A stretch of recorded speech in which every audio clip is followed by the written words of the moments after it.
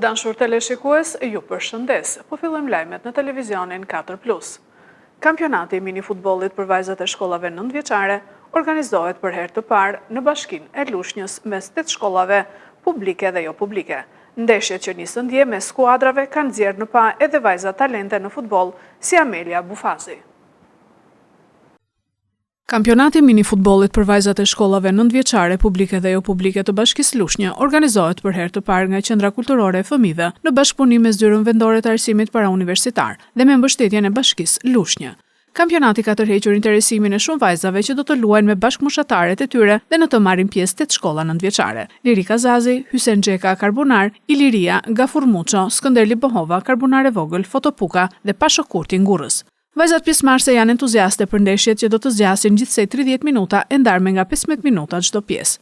Kampionati zgjat 4 ditë dhe ndeshjet do të zhvillohen në kalqeton e xhamisë së qytetit. Dje u ndeshën shkollat 9-vjeçare Lirika Zazi me Hysen Xhekën, e cila përfundoi me fitoren e shkollës Lirika Zazi pas goditjeve të penalltive me rezultatin 5-4. Ndeshja mes shkollave Iliria dhe Gafur Muço u fitua nga Iliria me rezultatin 1-0. Sot u ndeshën vajzat e shkollave Pasho Kurti Ngurrës me Fotopukën, ku fitoi Ngurza me rezultatin 5-2. Në këtë ndeshje spikati Amelia Bufazi, e cila shënoi 5 gola. Me penallti 3-0 u mbyll ndeshja mes Karbunarës së Vogël me shkollën Skënderli Bohova. Nesër luhen gjysmëfinalet mes shkollave Pasho Kurti Ngurrës me Karbunar e Vogël dhe Iliria me Lirika Zazin. Futbolli është një sport i dashur në Bashkinë e Lushnjës që luhet nga të gjithë dhe zbulon edhe talente vajza në këtë fushë. Gjithashtu ndihmon formimin e fëmijëve në aspektin fizik dhe mendor.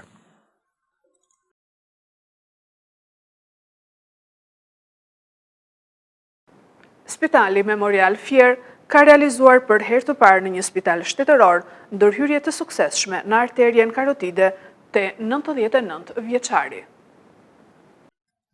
Ministria e Shëndetësisë dhe Mbrojtjes Sociale në rrjetet e saj sociale ndau një tjetër ndërhyrje të suksesshme që u krye për herë të parë në Spitalin Memorial Fier.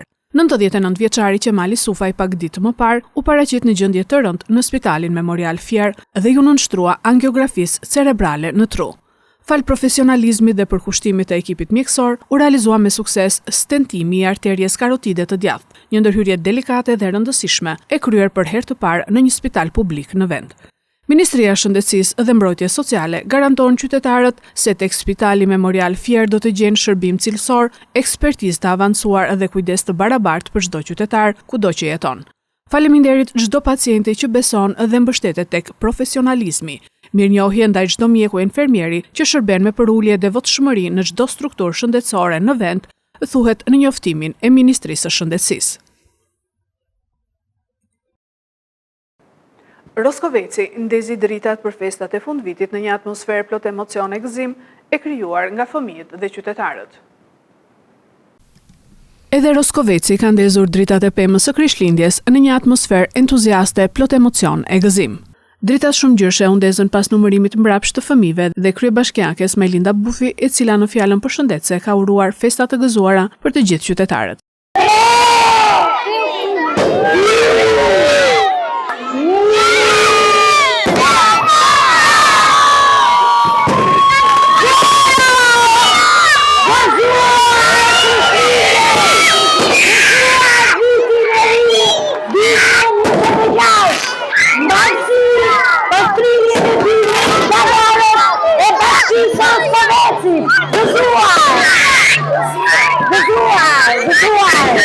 Në këtë natë festive, protagonist ishin fëmijët, zërat dhe emocionet e të cilëve e kthyen sheshin qendror në një festë të madhe. Ndërkohë atmosferës festive ju bashkuan qytetarët e të gjitha grup moshave për të shijuar dekorimet, dritat dhe atmosferën e ngrohtë.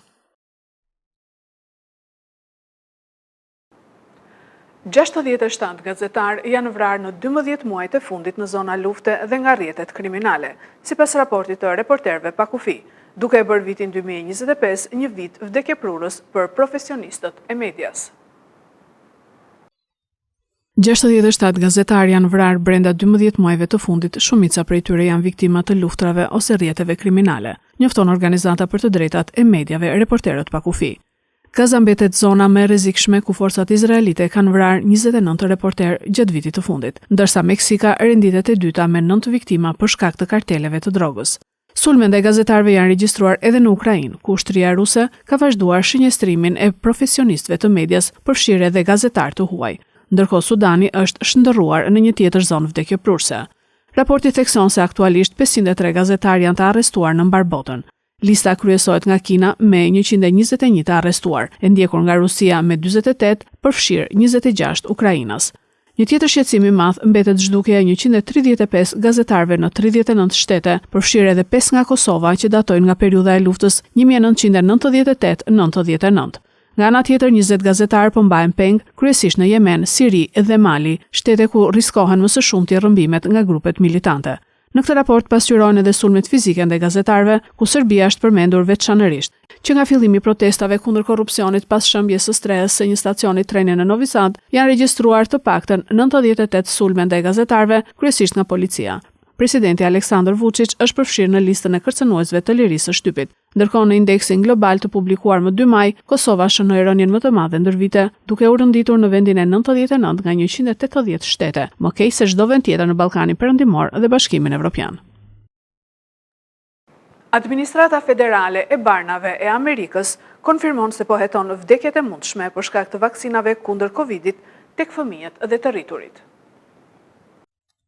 Administrata Federale e Barnave e Amerikës po heton vdekjet e mundshme nga vaksinat kundër COVID-19 tek fëmijët dhe të rriturit. Konfirmoi për AFP-n të martën një zëdhënës i sekretarit të shëndetësisë së presidentit Trump, Robert Kennedy Jr., një skeptik famkeq i vaksinave.